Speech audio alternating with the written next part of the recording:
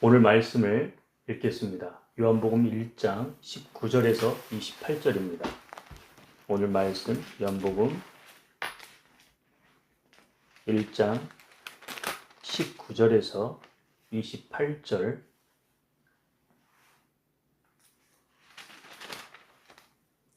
유대인들이 예루살렘에서 제사장들과 레위인들을 요한에게 보내어 내가 누구냐 물을 때에 요한의 증언이 이러하니라. 요한이 드러내어 말하고자 숨기지 아니하니 드러내어 하는 말이 나는 그리스도가 아니라 한데, 또 묻되 그러면 누구냐? 내가 엘리야냐? 이르되 나는 아니라. 또 묻되 내가 그 선지자냐? 대답하되 아니라. 또 말하되 누구냐? 우리를 보낸 이들에게 대답하게 하라. 너는 내게 대하여 무엇이라 하느냐? 이르되 나는 선지자 이사야의 말과 같이 주의 길을 곧게 하라고 광야에서 외치는 자의 소리로라 하니라. 그들은 바리새인들이 보낸 자라. 또 물어 이르되 내가 만일 그리스도도 아니요 엘리야도 아니요 그 선지자도 아닐진데 어찌하여 세례를 베푸느냐? 요한이 대답하되 나는 물로 세례를 베풀거니와 너희 가운데 너희가 알지 못하는 한 사람이 섰으니 곧 내 뒤에 오시는 그이라. 나는 그의 신발끈을 풀기도 감당하지 못하겠노라 하더라. 이 일은 요한이 세례 베풀던 곳 요단강 건너편 베다니에서 일어난 일이니라. 아멘. 오늘 말씀은 요한의 정체성이라는 제목으로 함께 나누도록 하겠습니다.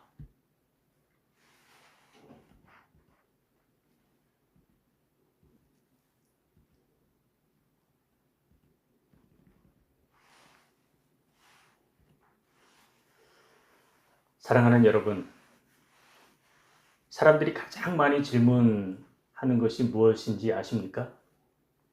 바로 나는 누구인가? 라는 것입니다. 그런데 요즘 이 질문보다 더 심각한 게 있습니다. 뭘까요? 나는 누구인 척 하는가? 세상은 자기를 드러내라. 너 자신을 마케팅하라. 하고 외치고 있습니다. 그래서 요즘 인스타그램에서는요, 나는 이런 사람입니다. 라고 꾸미느라고 바빠요. 자기를 드러내기 위해서 너무 바쁩니다. 이곳저곳 여행을 다녀온데, 또 맛있는 음식을 먹은 곳, 자기의 취미생활, 무엇 하나 드러내지 않는 것이 없습니다. 요즘 세상이 그렇습니다. 내가 바로 이런 존재다 라는 것을 뽐내기 위한 것입니다. 그런데 오늘 요한을 보면은요, 정반대입니다. 요한이 오늘은 어떤 말을 하냐면, 나는 아니야. 나는 아니야. 그는 말했습니다. 나는 그리스도가 아니야. 선지자도 아니야, 나는. 엘리야도 아니다. 이렇게 외치고 있습니다. 세상은 자꾸 자기를 증명하려고 하는데 요한은 완전 자기를 지워버렸어요. 그런데 놀랍게도 자기를 그 지운 자리에서 하나님은 요한을 가장 강하게 드러내십니다. 이것이 반전의 복음입니다. 마태복음 11장 11절에 보면요, 내가 진실로 너희에게 말하노니 여자가 낳은 자 중에 세례 요한보다 큰 이가 일어남이 없도다 라고 기록되어 있습니다. 예수님께서 요한을 칭찬하고 있습니다. 얼마나 감사한 일인지 모릅니다. 도대체 요한은 어떤 정체성을 갖고 있기에 예수님께서 이런 반응을 했을까요? 우리 한번 요한의 정체성을 제대로 알아보는 시간을 갖기를 원합니다. 정체성은요, 자기 스스로의 위치를 정확하게 알아야 말할 수 있습니다. 오늘 요한의 첫 고백을 한번 들어볼까요? 1장 20절. 우리 함께 읽어보겠습니다. 시작. 요한이 드러내어 말하고 숨기지 아니하니 드러내어 하는 말이 나는 그리스도가 아니라. 네, 요한이 지금 첫 고백이 뭐냐면 나는 그리스도가 아니다 라고 말합니다. 여기서 우리가 알 수 있는 것은 그는 자신의 한계를 너무나 잘 알고 있는 것이에요. 세상은 너는 누구냐? 뭘 할 수 있냐? 라고 묻지만 요한은 말합니다. 23절 한번 볼까요? 시작. 이르되 나는 선지자 이사야의 말과 같이 주의 길을 곱게 하라고 광야에서 외치는 자의 소리로다. 요한은요, 주의 길을 곱게 하기 위해서 보냄을 받은 자라고 합니다. 진정한 정체성을 우리가 알려면은요, 자기 위치를 알아야 된다는 것입니다. 그리고 누가 나를 보냈는가에서 자기 정체성은 시작된다는 것이에요. 이걸 모르면 방황합니다. 성경에 보면은요, 모세가 출애굽기 4장 10절에 오 주여 나는 본래 말을 잘하지 못하는 자입니다. 주께서 주의 종에게 명령하신 후에도 역시 그러하니 나는 입이 뻣뻣하고 혀가 둔한 자네이다 라고 기록합니다. 모세가 어떤 고백을 해요? 나는 말이 둔한 자입니다. 다윗도 마찬가지예요. 시편 22편 6절에 보면요. 나는 벌레요 사람이 아니라 사람의 비방거리요 백성의 조롱거리이니이다. 다윗의 고백도 이렇습니다. 나는 벌레고 사람이 아닙니다. 바울도 그래요. 디모데전서 1장 15절에 보면요. 나는 죄인 중에 괴수다 라고 했습니다. 그들은 모두 하나님의 부르심 안에서 자신을 발견한 사람들이었습니다. 근데 그들의 외침은요. 나는 아니다. 그런데 여기서 끝이 아닙니다. 나는 보냄을 받았다 라고 시작되는 것을 볼 수 있습니다. 정체성이라는 것은요. 내가 누구인가가 아닙니다. 누가 나를 보냈는가에서 시작된다는 것입니다.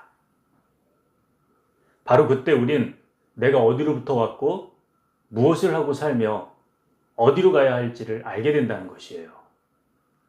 이것이 진짜 자기를 알게 된 정체성입니다. 즉 우리는 하나님으로부터 왔고 하나님을 위해 살고 하나님께로 가는 인생이라는 것입니다. 이것을 깨달은 자만이 진정 자기 정체성을 아는 것입니다. 요한의 정체성은 자기 자신이 아니라 그리스도의 중심이었습니다. 오늘 우리의 정체성도 내 직분, 내 이름이 아니라 그리스도 안에서 나는 누구인가로 다시 세워져야 합니다. 그럼 예수님께서 우리를 보낸 사람이라는 것을 알게 된다는 것입니다. 보냄을 받은 사람은 이제 시작합니다. 내 인생의 삶의 방향이 어디로 흘러가야 할지를 알게 된다는 것입니다. 저는 여러분의 자신의 위치를 알고 보냄을 받은 자로 살아가기를 축복합니다. 그런데요, 단순히 우리가 이 정도의 답에서 머물면 안 됩니다. 오늘 본문에서요, 요한을 이 정도의 신앙적 가르침을 준 사람으로 이해하면 약간 너무 얕다고 하지 않을까요? 수준이 좀 낮다라고 여겨집니다. 좀 더 깊이 알려면 추가되어야 될 것이 있습니다. 바로 요한이 당시 자기가 살았던 그 시대적 배경을 알아야 된다는 것입니다. 그 이유를 지금 한번 우리가 알아보겠습니다. 요한의 당시 시대적 배경은요, 400년 동안 하나님께서 침묵하셨던 시기가 있었습니다. 구약을 보면은 말라기로 인해서 끝이 납니다. 그런데 그 말라기 이후에 예수님께서 오시기까지 하나님의 말씀의 예언이 침묵을 했습니다. 그런데 이 사이에 이스라엘은요, 페르시아로부터 이어져 헬라로부터 이어져 로마 제국의 지배 아래 있었습니다. 그래서 정치적 독립을 원했습니다. 그런데 그것보다도 더 놀라운 건요, 자기들의 종교적인 정체성이 너무나 강했습니다. 그것을 지켜내려고 노력을 했던 것입니다. 그런데 문제는 아이러니하게도요, 신앙의 순수성이 사라졌습니다.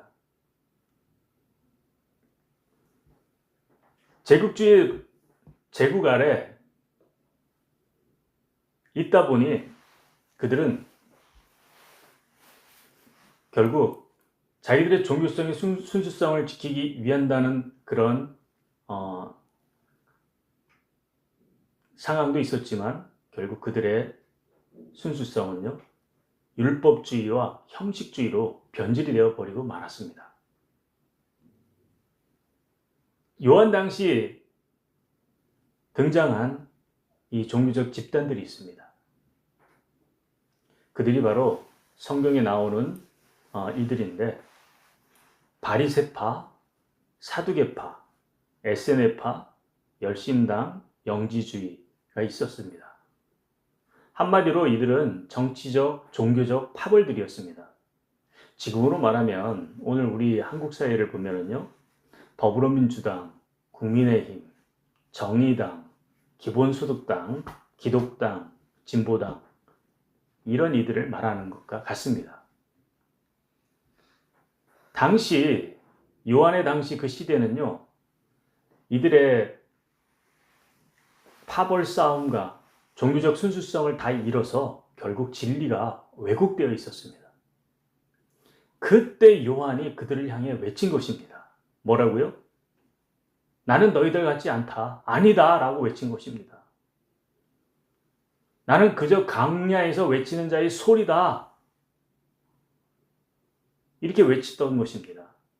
이 고백은요, 단순한 겸손이 아니었습니다.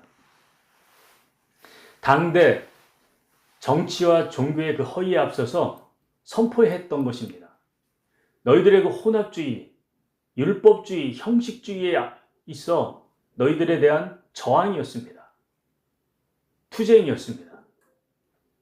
요한이 왜 이럴 수밖에 없었는지, 한번 이들이 왜 그렇게 요한이 등장할 수밖에 없는지 우리 성경을 한번 읽어봅시다. 요한복음 1장 19절 함께 읽겠습니다. 유대인들이 예루살렘에서 제사장들과 레인들을 요한에게 보내어 내가 누구냐 물을 때 요한의 증언이 이러하니라. 24절을 보겠습니다. 시작. 그들은 바리새인들이라. 바리새인들이 보낸 자라. 19절에 보면 유대인들이 나옵니다. 그들이 바로 누구냐고요? 바로 바리새인들이라는 것입니다. 이들이 요한에게 너는 누구냐? 선지자냐? 엘리야냐? 하고 물었던 것입니다.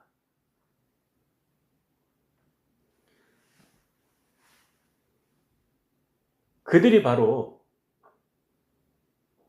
바리새파였습니다. 그 질문을 했던 이들이 바로 바리새파. 당시 이 바리새파는요, 막강한 권력을 갖고 있었던 파벌이었습니다. 정치적으로, 종교적으로요. 그들의 특징을 한번 살펴볼까요? 그들은 사실 세상과 부정한 자들과 구별되어서 하나님의 말씀을 철저히 지키겠다는 의도에서 출발을 했습니다. 동기는 참 좋았어요. 그런데 세월이 가면 갈수록 모세 율법뿐만 아니라 조상들의 유전, 그러니까 구전율법, 그러니까 미시나라고 하는데요. 이것을 동일한 권위로 여기게 되었습니다. 한마디로 말해서 성경 말씀과 자기들의 유전, 미시나를 동일한 권위로 높게 만들었습니다.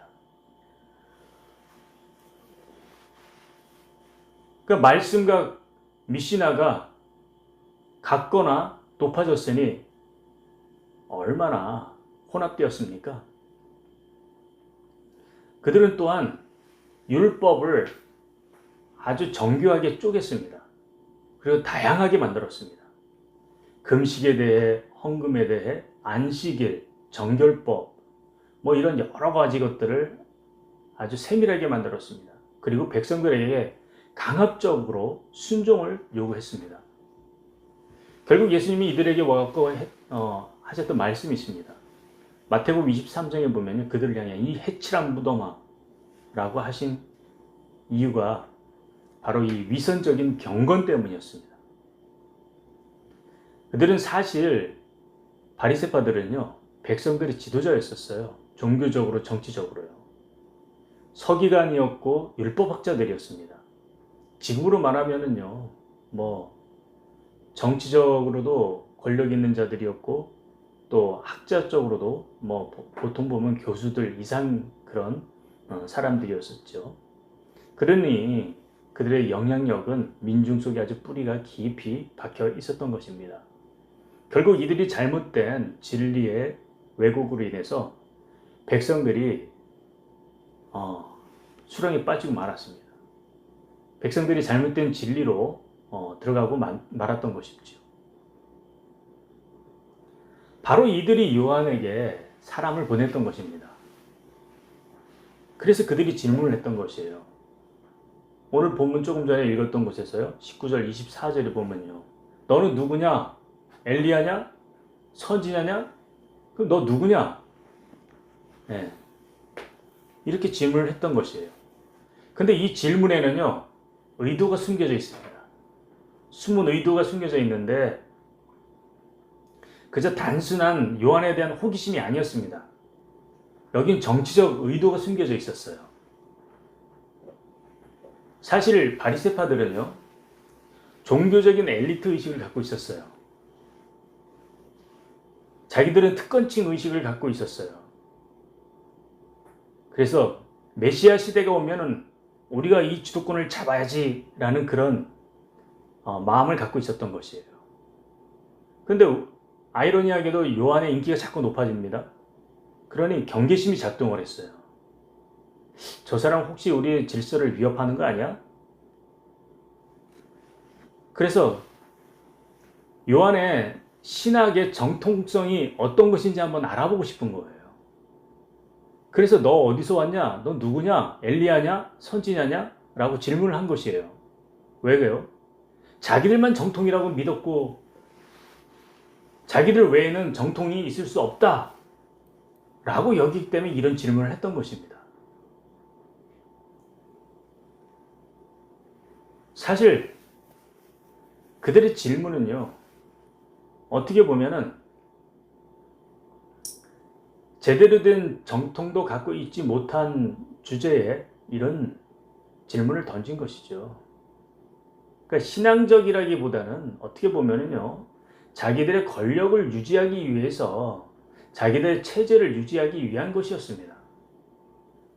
그래서 이런 의도를 갖고 있던 자들에게 요한이 답한 것이 무엇입니까? 단지 요한이 나의 정체성은 이런 존재다. 그래서 아니다 라고 이렇게 답을 했습니까? 물론 이것도 조금은 맞는 것 같지만 그러나 그들의 질문에 대한 숨은 의도를 알았기 때문에 그 의도에 의해서 답을 말한 것입니다. 이 아니다라는 의미는요. 나는 너희와 같이 정치적으로 종교적으로 굴림자가 아니다. 너희는 지금 거짓과 부패로 지금 굴림자가 되어 있는데 나는 아니야 라는 것입니다. 그리고 너희는 지금 신학적으로 정통이라고 착각하고 있는데 사실 너희들은 지금 율법까지도 모두 다 미시나라는 것과 전통이라는 것을 통해서 혼합되어 가지고 이상한 왜곡된 진리를 만들고 있는데 나는 너희들이 정통이라고 생각하지 않는다. 너희들은 이단이다. 라고 말을 하는 것입니다.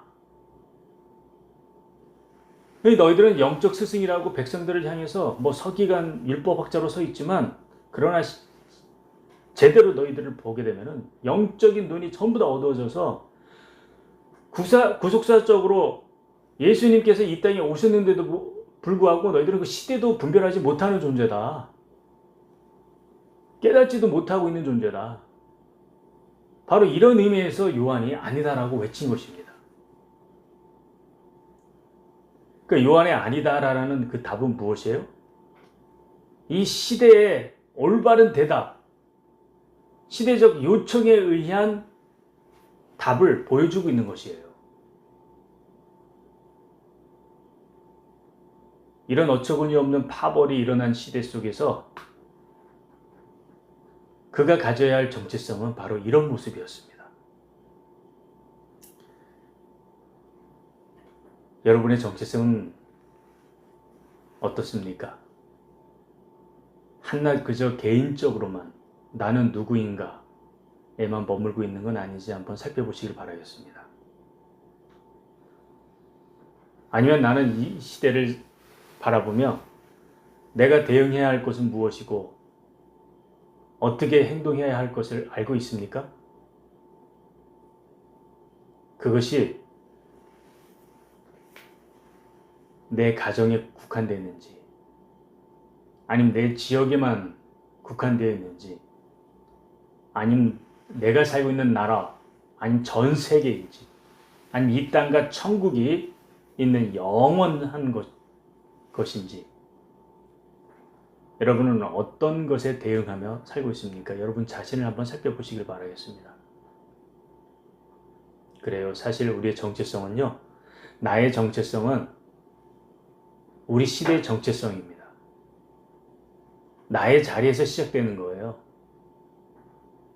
내 가정의 정체성도 나로부터 시작되는 것입니다. 내 교회도 마찬가지입니다. 우리 교회의 자리에서 시작된다는 거예요. 민족과 열방도 동일하죠. 저는 여러분들이 이 시대가 요청하는 참된 진리를 펼치는 여러분 자신이 되시기를 축복합니다. 여러분 이 시대에 보냄을 받은 사람입니다. 이 시대 요청 앞에 하나님께서 보내주신 사람이라는 것입니다. 그것을 잊지 않고 살아가시기를 축복합니다. 그런데도 안타깝게도요. 요한이 살았던 그 시대에 그렇게 강력한 힘을 나타내고 왜곡된 진리를 선포하는 파벌이 하나가 아니었습니다. 많이 있었습니다. 그 중에 또 하나가 있었는데 바로 영지주의입니다. 그노스틱시즘, 영지주의라는 존재들이 있었거든요. 요한복음이 기록된 그 당시에 이미 이들은 일어나기 시작했습니다. 그리고 교회 안팎으로 스며들기 시작했어요. 그들의 특징은요. 온 세상에 있는 모든 종교적 교리들을 다 혼합시키고자 하는 그런 의도가 있었습니다. 당시에 헬레니즘 철학이 있었습니다. 그리스 철학이 있었는데 이것도 갖다 붙였습니다. 그리고 동양의 이원론, 선과 악, 빛과 어둠 이것도 갖다 붙였습니다. 그리고 초기의 기독교 교리도 갖다 붙였습니다. 온갖 모든 것들을 다 혼합을 시켰어요. 한마디로 짬뽕입니다. 그들의 교리가. 그들의 신과는요. 어떤 건지를 아십니까? 그들은 영적인 신이 단계가 있다고 했습니다. 그 첫째는요. 초월자적인 영적인 것의 초월자. 두 번째는요. 이데아적인 것. 그리고 세 번째는요. 푸시케라에서 데미우르구스라고 하는데 세상을 창조한 존재. 그래서 여호와를 데미우르고스라고 해서 아주 하급신으로 칭했습니다. 그러니까 여호와 하나님은 첫째도 아니고 둘째도 아니고 세 번째 아주 하급신으로 취급을 한 존재입니다. 그러니 예수가 육신이 되었다? 말씀이 육신이 되었다? 네. 이 참 아이러니하죠. 그들 입장에서 보게 되면요. 그들은요. 인간의 그 입장에서도 영혼은 선하고 육체는 악하다고 생각했어요. 그러니까 육체가 됐다는 것 자체가 악이라고 생각했기 때문에 아주 하급신으로 치부했다는 것입니다. 결국 그들은 육체를 뭘로 봤어요? 육체는 감옥이라고 생각을 했던 거예요. 그러니 하나님께서 자기 아들을 예수를 육체로 보냈다는 것 자체도 부정을 합니다. 네. 그리고 또 그들은 또 특별히 구원론에 있어서 참 웃기고 이상한 그 교리를 갖고 있는데, 선택된 자만이 영적인 특별한 비밀한 지식을 갖고 있어서 해방될 수 있다라고 주장하고 있습니다. 그 영지주의, 영적인 특별한 비밀적인 지식을 선택된 자만이 구원을 받을 수 있다. 그러니까 영적인 지식을 갖고 있어야지 깨달음을 얻을 수 있다는 것입니다. 그러니까 구원은 믿음이 아니에요. 영적 지식이 있어야지 깨닫는다는 것이에요. 그러니 이들은요, 계시에 대해서 자기들이 독점했다라고 생각을 합니다. 그러니 당시 초기 그 기독교 사회에 형성되었던 정통신앙의 틀을 완전히 깨버리는 것이었습니다. 그들의 신앙은 완전히 어지럽혀졌었어요. 이때 요한이 그들을 어떻게 대응했는지 한번 볼까요? 요한복음 1장 1절에 우리는 뭐라고 기록되어 있냐면, 태초에 말씀이 계시니라. 이 말씀이 하나님과 함께 계셨으니 이 말씀은 곧 하나님이시라. 뭐라 기록되어 있습니까? 말씀이 육신이 되셨다고 합니다. 이것이 바로 이 영지주의에 대한 정면 반박 선언입니다. 왜 이렇게 기록이 되었냐면 바로 영지주의를 향해 선포한 것입니다. 말씀이 육신이 되셨다라는 이 선언은요, 영지주의의 근본을 무너뜨리는 거예요. 그저 하나님의 말씀은 단지 추상적 지식이 아니라는 거예요. 비밀적인 지식이 아니라는 거예요. 그 말씀이 육신으로 오셨다는 거예요. 그런데 영주주의는 육신으로 왔다는 것에 완전 악하다고 보고 감옥으로 들어왔다고 봅니다. 여기에 대해서 완전히 반박하는 거예요. 요한복음은.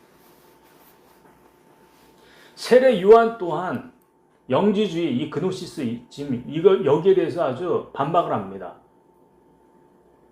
너희들의 구원은 철학과 이론일 뿐이다. 근데 사실 구원은 그것이 아니다. 요한이 외쳤던 것이 무엇입니까? 회개하라, 천국이 가까이 왔다라고 선포를 했던 거예요. 회개하라, 천국이 가까이 왔다. 이것은 어떤 의미입니까? 말씀이신 예수님이 육신을 입고 우리 앞에 오셨다는 거예요.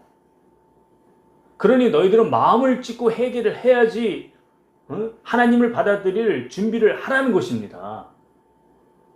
무엇을 말하십니까? 무엇을 말해요, 여기서? 구원자가 오셨다는 거예요. 말씀이 육신이 됐다는 거예요.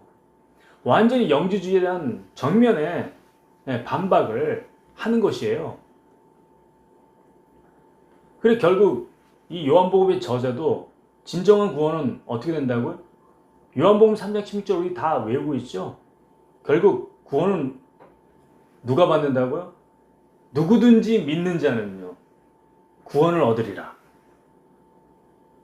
영적인 지식이 있는 자만 구원을 받는다고요? 아니요. 선택된 자만 구원을 받는다고요? 그것이 아닙니다. 누구든지 믿는 자는 다 구원을 받는다고. 무엇으로요? 선택된 지식입니까? 아니요. 믿음으로 얻을 수 있다는 것입니다. 요한은 영지주의를 향해서 이 진리의 핵심을 이 요한복음에서 건드리고 있는 것이에요. 그럼 우리는요, 우리가 사는 이 시대도 한번 바라보기를 바랍니다. 이 시대에는 어떠한 파벌들이 있을까요? 우리는 이 시대적 요청을 무엇을 선포해야 할까요? 이 시대가 무엇으로 휩싸여 있는지 한번 바라보시길 바랍니다. 첫 번째는요, 번영 복음이 휩싸이고 있습니다.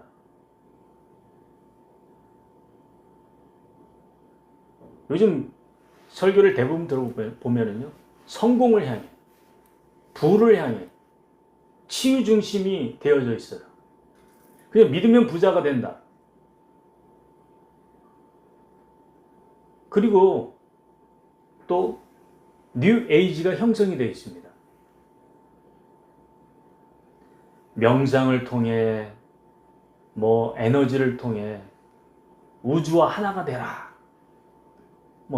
이런 것이 아주 만연해져 있고요.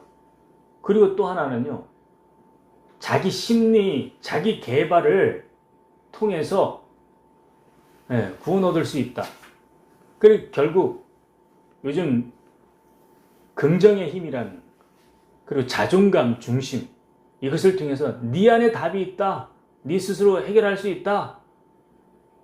이런 식으로 또 펼쳐지기도 하고요. 그리고 요즘 또 하나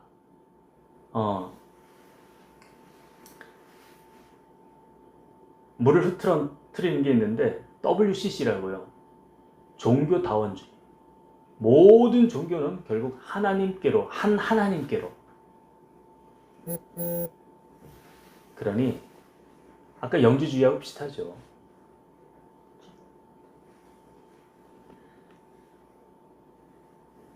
이것도 저것도 모두 다 혼합해서 다 그냥 믹싱시키는 거예요. 사실 우리 교회 안으로 들어와 보면요, 하나님 말씀보다 권사님들이 활개를 치고 다니는 경우도 많이 있습니다. 사모님들 경우도 많이 있습니다. 이분들이 또 우리를 유혹하고 있죠.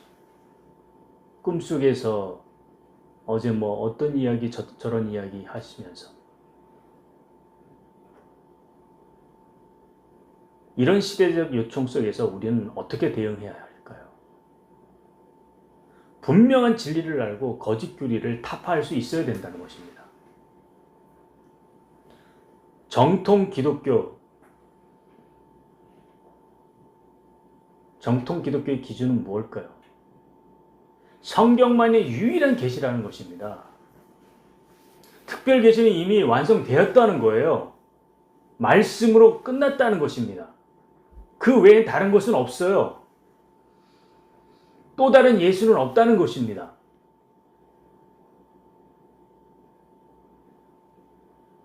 그리고 오직 예수 그리스도만 유일한 구원자라는 것입니다. 구원은 오직 무엇으로? 지식으로? 아니에요. 믿음으로예요.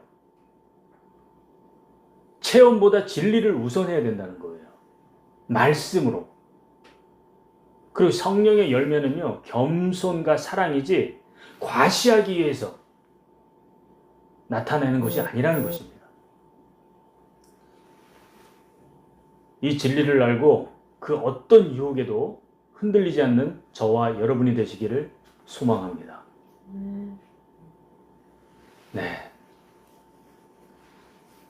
이 시대적 요청 속에서 참 분별력을 갖고 우리가 통찰하여 이것을 잘 걸러내는 저와 여러분이 되길 축복합니다.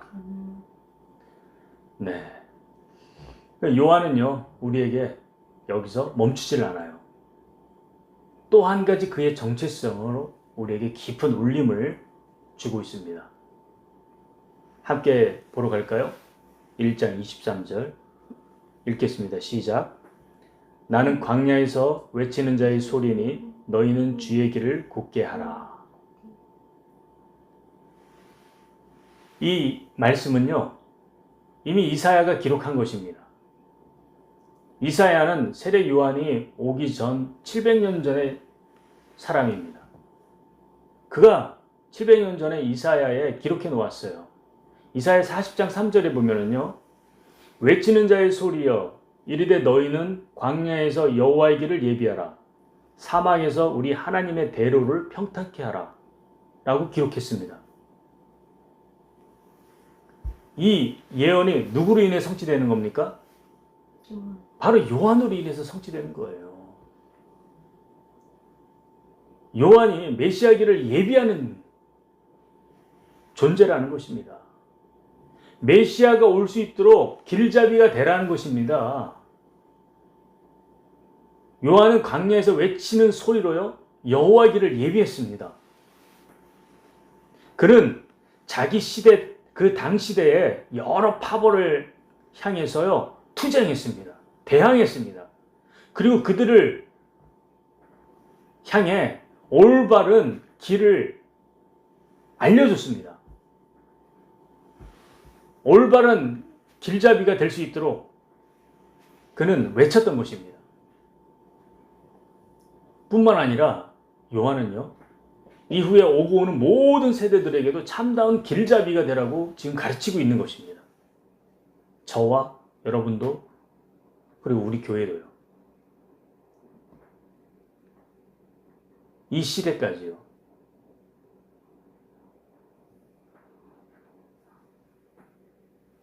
올바른 길잡이가 되라고요.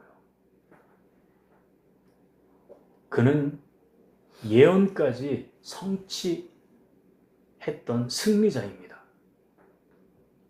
당시뿐만 아니라 오고 오는 모든 세대, 후대들에게까지요. 진정한 승리의 계가를 부를 수 있게끔 통로가 되었다는 것이에요. 그런데 말입니다. 그는요, 어떤 태도를 가졌습니까? 요한복음 3장 30절에요. 요한은 이렇게 고백을 해요. 읽어볼까요? 3장 30절. 시작. 그는 흥하여야 하겠고 나는 쇠하여야 하리라. 이게 무슨 말이에요? 예수님은 흥해야 됩니다. 대신 나는요, 사라져야 합니다. 이 한 문장이 요한의 전 인생의 정체성을 보여줍니다. 그는 예수님이 나타나자 어떻게 해요? 스스로 퇴장합니다.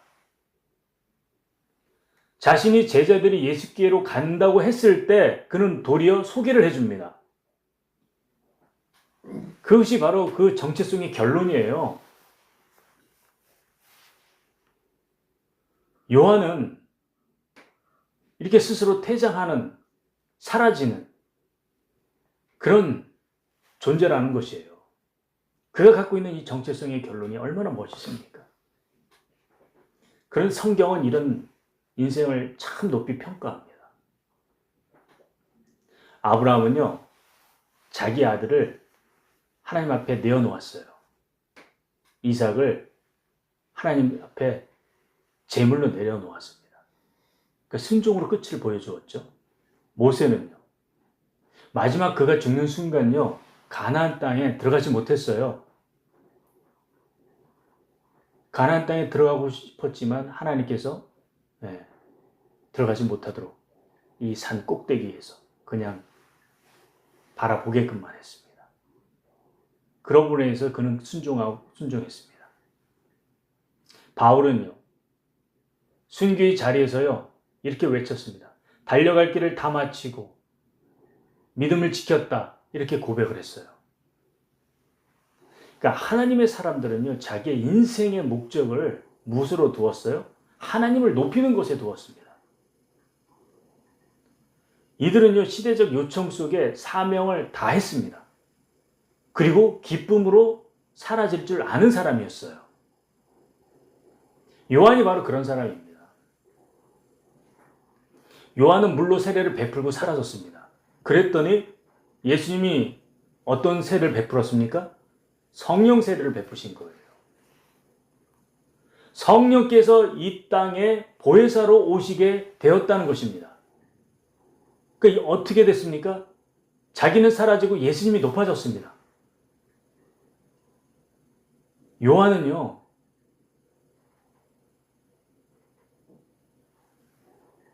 그의 정체성을 여실히 보여준 거예요. 이 말 한마디에. 그는 흥하여야 하겠고 나는 쇠하여야 하리라. 라고 끝냈습니다. 오늘 여러분의 정체성은 어떻습니까? 여러분 자신에게 한번 물어보십시오. 여러분의 가정에서는요. 여러분의 속한 공동체, 가족들, 직장, 교회에서는요.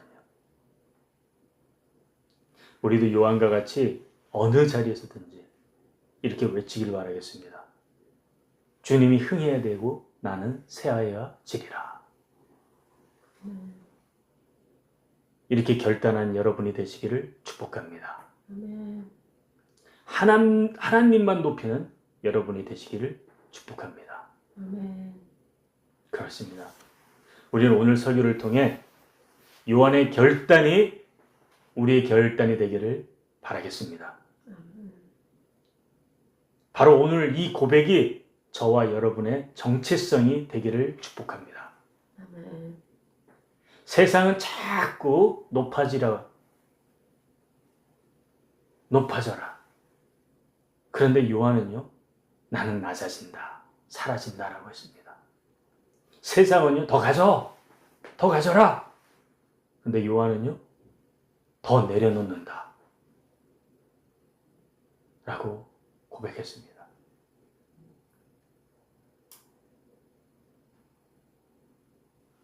반어처럼 들리죠? 그런데 그 반어 속에 복음의 진리가 있습니다. 내려갈수록 주님은 높아집니다. 사라질수록 주님이 나타나십니다. 바로 그때 우리 주님이 요한에게 다가오십니다.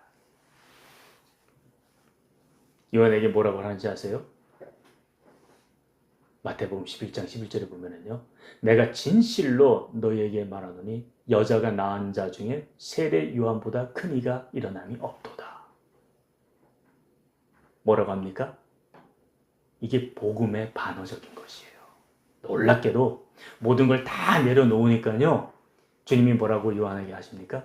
너가 이 세상에서 가장 큰 일이다 라고 칭찬하는 겁니다. 할렐루야. 이것이 복음의 놀라운 능력이에요. 복음의 반전이 있는 것입니다.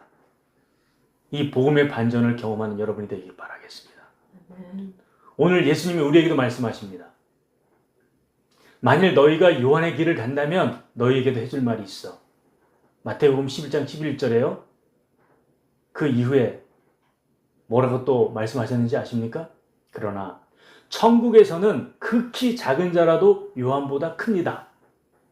뭐라고요? 천국에서는 극히 작은 자도 요한보다 크다. 예수님이 이렇게 말씀하셨어요.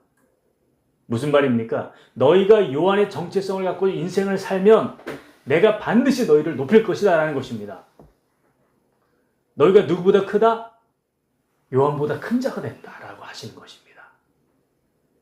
너희들이 요한의 정체성을 갖고 살면 세상에서 가장 큰 자가 요한이지만 천국에서는 그러나 너희가 요한보다도 더 큰 자가 된다라고 칭찬하는 것입니다.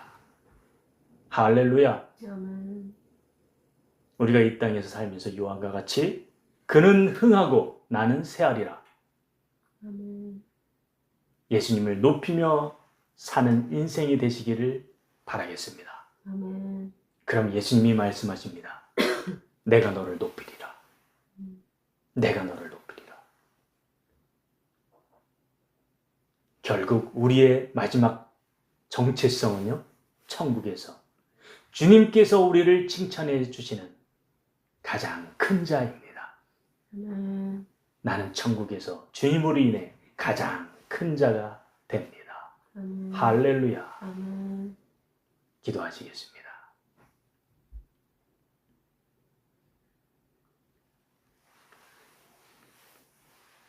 주님, 오늘 우리는 시대적 요청 속에 요한처럼 살게 되기를 바랍니다. 분명한 정체성으로 나는 아니고 나는 보냄을 받았고 라는 사명을 각인하게 하여 주시옵소서. 그리고 우리의 인생을 이 방향에 실어 시작하게 하여 주시옵소서. 이제부터 그리스도의 오심과 재림의 길잡이가 되게 하여 주시옵소서. 내 삶의 목적이 나는 사라지고 하나님만 높이게 하여 주시옵소서. 우리가 목적한 바는 아니지만 결국 하나님의 아들 예수님께서 우리를 가장 큰 자로 삼아주시니 감사합니다. 모든 영광 주님 앞에 드리며 예수님의 이름으로 기도드리옵나이다. 아멘.